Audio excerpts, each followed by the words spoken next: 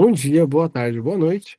Eu sou Paulo Schwartzman, sou professor de vocês desse primeiro módulo da pós-graduação em Direito IA, desse MBA em Direito e Inteligência Artificial. E agora a gente está no nosso último bloco da aula 2, a aula sobre legislação, LGPD, GDPR e Marco Civil da Internet. Nessa aula a gente vai recapitular aquilo que a gente aprendeu e também responder um quiz e ver as indicações de leitura. Na parte de consolidar o aprendizado, a gente tem alguns pontos que precisam ser trabalhados. As leis de proteção de dados redefinem o dado pessoal não como um ativo da empresa, mas como uma extensão da dignidade e dos direitos fundamentais do indivíduo. E isso é muito importante. Como eu já disse antes, é, o dado passa de ativo para ser dado com dignidade.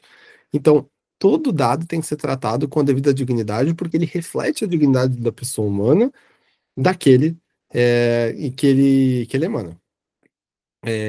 Todo tratamento de dados também deve ser justificado por uma finalidade específica, legítima e informada, limitando-se ao estritamente necessário ao seu cumprimento. E aí volta aquela ideia de primado da finalidade que eu já também tinha falado, a lógica do porquê e do para quê. Então, todo tratamento de dados, colheita, tratamento de dados, controlador e operador, tem que ser feito dentro da ideia do porquê e do para quê. Tem que ter tanto um porquê quanto um para quê. Se você não consegue claramente ver esse porquê e o para quê, e se você não obtém esse consentimento ou essa possibilidade de atuação e tratamento, você está fazendo de forma errada. Então, é importante que, para tratamento de dados, seja obedecido o primado da finalidade. Além disso, a conformidade legal moderna exige uma postura de responsabilidade proativa, que também pode ser traduzida às vezes como accountability, que seria a transparência mais a responsabilidade, na qual o advogado vai atuar como um gestor de riscos desde a concepção do projeto. E aí a importância da privacidade por design e da privacidade por padrão. Já a anonimização robusta e tecnicamente irreversível é a principal fronteira jurídica que vai permitir o uso de grandes volumes de dados para inovação sem incidência das regras da LGPD, de acordo com o próprio artigo 12 da LGPD. Então, eu fiz questão também de constar nesse slide do nosso bloco 5 que a anonimização vai ser o melhor amigo do advogado e da advogada que trabalha com a LGPD para mexer com grandes volumes de dados, porque com a anonimização vai ser possível que você faça esse tratamento dos dados, inclusive até de dados sensíveis, de uma forma lícita, ou pelo menos assim, de uma forma um pouco mais segura, considerando a necessidade de interpretação também do DPIA, né, do Data Protection Impact Assessment, e também do relatório de impacto de proteção de dados. E friso de novo a diferença entre pseudonimização e anonimização, que é bem importante que fique claro na cabeça de vocês. Na pseudonimização, é possível ainda fazer a reversibilidade da técnica e você chegar em quem é a pessoa. Logo, não tem a exclusão da LGPD. E na anonimização, você não consegue fazer essa técnica reversa, essa lógica reversa, você não consegue chegar no nome. Então, um processo de anonimização forte é muito, muito importante mesmo para que você possa fazer esse tratamento sem a incidência da LGPD.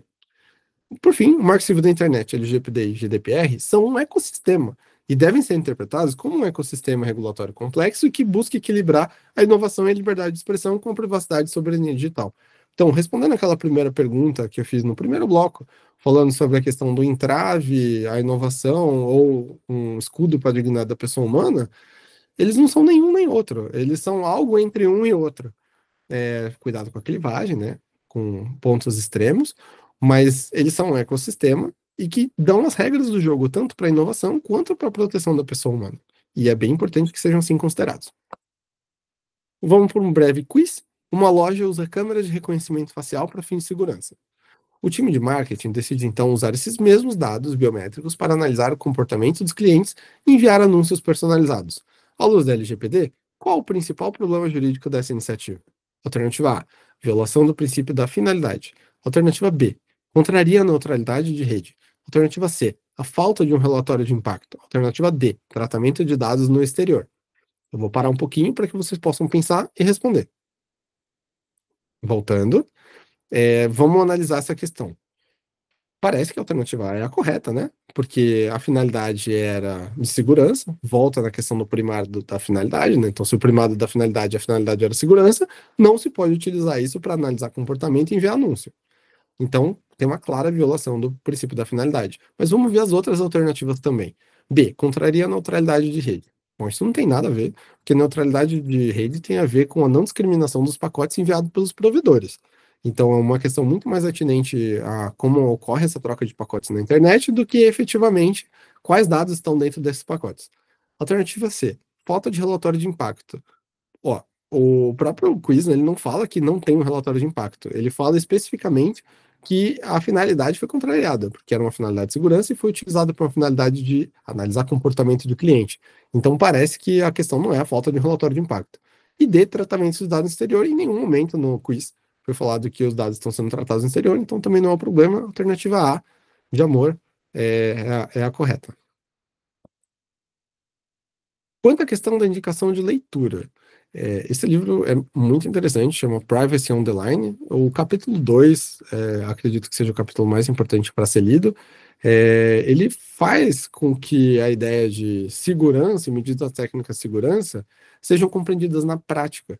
Então, essa obrigação de proteção de dados, ela sai de uma coisa meio etérea para uma realidade mais compreensível, o que vai ajudar a muitos de vocês terem contatos melhores com a galera do TI, o que é muito importante também para fazer aquela interdisciplinaridade que eu falei, e também na questão dos relatórios de impacto, para fazer uma avaliação do risco mais precisa. A segunda indicação de leitura é proveniente dos cadernos da CGI, né, que é uma introdução à governança da internet. É como se fosse um mapinha da rede que fala como é que o modelo de governança multissetorial funciona e como funciona a origem e a lógica do Marco Civil da internet. Então, assim, vale bastante a pena a leitura, é bem fácil de encontrar online e eu recomendo. E essas são as referências utilizadas na nossa aula. Eu espero que vocês tenham tido um bom aprendizado e espero encontrar vocês em breve para a nossa terceira aula do nosso primeiro módulo. Um abração!